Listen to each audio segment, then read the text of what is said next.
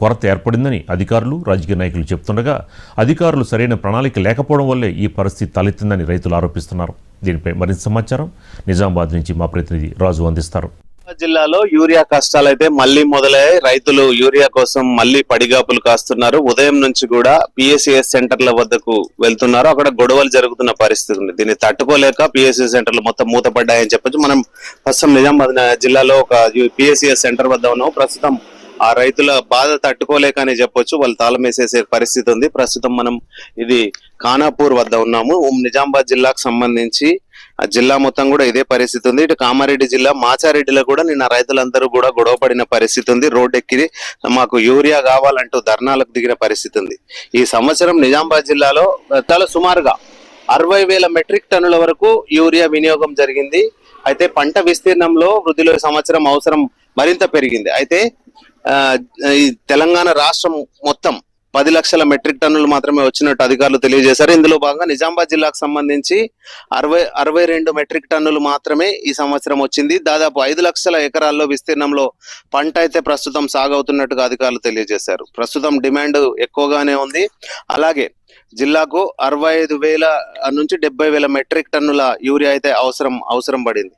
అందుకు రైతులు ప్రస్తుతం మార్కెట్ లో కొంత కొరత ఉన్నందున, యూరియా లేనందున, అలాగే రాష్ట్రం నుంచి వాటా కూడా యూరియా రాకపోవడం వలన కొరత అయితే ఏర్పడిందని చెప్పొచ్చు. అయితే ఖరీఫ్ సీజన్ ని బట్టి జిల్లా అవసరాల ప్రకారం 65,000 నుంచి 70,000 మెట్రిక్ టన్నుల అధికారుల అంచనాలు పంపినప్పటికీ అనుకున్న స్థాయిలో యూరియా అయితే రాలేదు. దీంతో రైతులంతా కూడా రోడ్డు ఎక్కుతున్న పరిస్థితి అయితే ప్రస్తుతం నెలకొంది. మాచారెడ్డి మండల కేంద్రం ప్రధానంగా ఇక ఈ కామారెడ్డి జిల్లాకు సంబంధించి మాచారెడ్డి మండల కేంద్రంలో రావట్లేదు, యూరియా లేదని చెప్పి ప్రస్తుతం రైతులైతే రోడ్డు ఎక్కారు. అలాగే కామారెడ్డి జిల్లాలోనే ఎక్కువగా యూరియా కొరత అయితే కనబడుతోంది.